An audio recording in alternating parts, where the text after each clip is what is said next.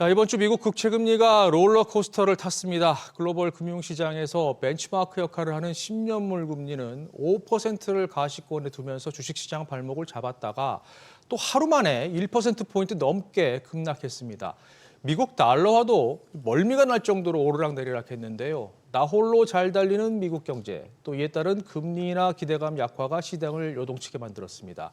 그런데 문제는 트럼프는 아직 공식적으로 백악관에 입성하지 않았다는 겁니다. 김성훈 기자와 짚어보겠습니다. 김 기자, 먼저 채권 금리 흐름부터 보죠. 이번 주 변동폭이 상당히 컸습니다. 네, 그렇습니다. 지난달 초 4% 초반대였던 미 10년 만기 국채 금리가 장중한 때 4.8%를 뚫고 올라갔습니다. 재작년 10월 이후 최고 수준으로 심리적 저항선으로 불리는 5%에 바짝 다가선 건데요. 최근 20년간을 살펴봐도 5%에 육박하는 금리 수준은 글로벌 금융위기 직전인 2007년과 주요국 긴축과 중동 전쟁이 한창이던 재작년 10월 정도로 이례적입니다. 하지만 이렇게 고공행진하던 10년 만기 금리는 다시 하루 만에 4.6%대까지 급락했습니다. 이렇게 국채금리 크게 움직인 원인이 뭔가요? 네, 일단 국채금리 상승세는 지난해 하반기부터 시작됐는데요. 미 연준이 기준금리를 내렸지만 경제 지표는 뜨겁게 나오면서 국채금리는 오히려 상승 곡선을 그리기 시작한 건데요. 여기에 인플레이션이 다시 고개를 들었고 결국 지난주 고용 지표가 서프라이즈로 발표되자 급등했습니다. 따라서 이번 주 미국 물가 지표가 굉장히 중요했는데 12월 소비자 물가 지수가 전년 대비 2.9% 상승으로 시장 예상치에 부합했고요. 특히 변동성이 심한 에너지와 식품 등을 뺀 근원 CPI가 3.2% 상승으로 주춤한 것이 확인되면서 인플레이션에 대한 우려를 덜고 기준금리 인하 전망이 되살아나면서 채권 금리를 끌어내렸습니다. 근데 하지만 인플레이션은 지금 트럼프 변수가 기다리고 있잖아요. 네, 그렇습니다. 트럼프 대통령 당선인의 대선 공약 추진이 물가를 자극하는 일명 트럼프플레이션 공포가 시장에 강하게 작용하고 있습니다. 특히 무역수지 적자 개선을 위해 내건 관세 공약이 돌고 돌아서 미 내수 시장의 인플레이션을 자극할 것이라는 우려를 낳고 있습니다. 대통령 취임을 앞두고 여전히 정책에 대한 의구심이 해소되지 않고 있는 만큼 시장 변동성을 높이는 불쏘시개로 작용하는 모습입니다. 여기에 법인세 등 각종 감세 공약에 따른 재정 지출 확대 우려도 채권 금리 상승 요인인데요. 블랙록의 투자 전략 책임자는 시장에 더 많은 국채 발행이 있을 것이라는 불확실성이 매수자들을 멀리하게 할 것이라고 밝혔습니다. 네, 특히 올해 미 연준 행보에 채권 금리가 지금 영향을 받고 있는 것 같은데 금리를 내리지 않을 거다 이런 전망이 나오면서 좀 움직이고 있는 것 같습니다. 네, 미 연준 내에서는 계속해서 금리 인하 신중론이 커지고 있습니다. 투자은행들도 올해 예상 인하 횟수를 계속 낮추고 있는데요. 바클레이즈는 연내 기준금리 인하 횟수 전망을 2회에서 1회로, 골드만삭스와 JP모건 등도 3, 4회에서 2회로 축소했습니다. 뱅크 오브 아메리카는 연내 기준금리 인하 횟수를 2회에서 아예 없을 것으로 전망을 바꿨고요.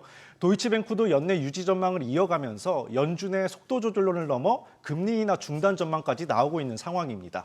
자산운용사 핌코는 연준의 금리 인하 사이클 중단이 더 길어질 수 있다면서 50년 만기 채권을 중심으로 수익률 곡선이 점진적으로 가팔라질 것으로 전망했습니다. 10년물 금리 어디까지 오를 것인가 이 관건인데 월가에서는 어떤 분석이 나옵니까? 네, 일단 ING 글로벌 금리 전략팀장은 10년 만기 국채 금리가 올해 말에 5.5% 정도가 될 것으로 봤습니다. 또 T 로에 프라이스의 최고 투자 책임자는 6%까지 상승할 수도 있다고 전망했는데요. 역시 재정 적자와 트럼프의 관세 정책 등을 배경으로 들었습니다. 현재 물가 상황 역시 연준 목표치 2%와는 아직 거리가 있는 만큼 채권 금리가 급등락을 거듭할 수 있다는 경계심도 여전한데요.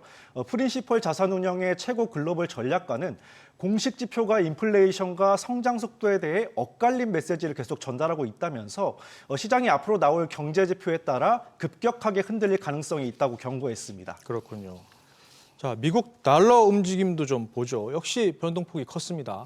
네, 그렇습니다. 주요 6개국 통화 대비 달러화 가치를 보여주는 달러 인덱스가 110선을 터치했습니다. 이 지수는 100을 기준으로 100보다 높으면 달러의 가치가 높아졌다는 의미로 해석할 수 있는데요. 달러 인덱스가 112로 올라온 건 미국이 공격적으로 기준금리를 올렸던 2022년 11월 이후 2년여 만입니다. 채권 금리 상승세와 마찬가지로 탄탄한 고용 상황과 인플레이션 우려 등이 달러 강세 흐름을 이끌고 있습니다. 특히나 경기 부진의 유럽 중앙은행의 금리 인하 가능성을 계속 갖고 있는 유로화나 물가는 오르는데 경기는 뒷걸음질하는 스태그플레이션 불안감으로 정부 재정 부담이 커진 영국 파운드화의 가치 하락과 맞물려서 달러 강세가 더욱 부각되고 있습니다. 그렇군요. 강달러 기조는 계속 이어질 거란 관측이 많죠? 네, 그렇습니다. 골드만삭스와 TD증권, 또 도이치뱅크 등 글로벌 금융사들은 올해 달러 가치의 추가 상승을 점치고 있는데요.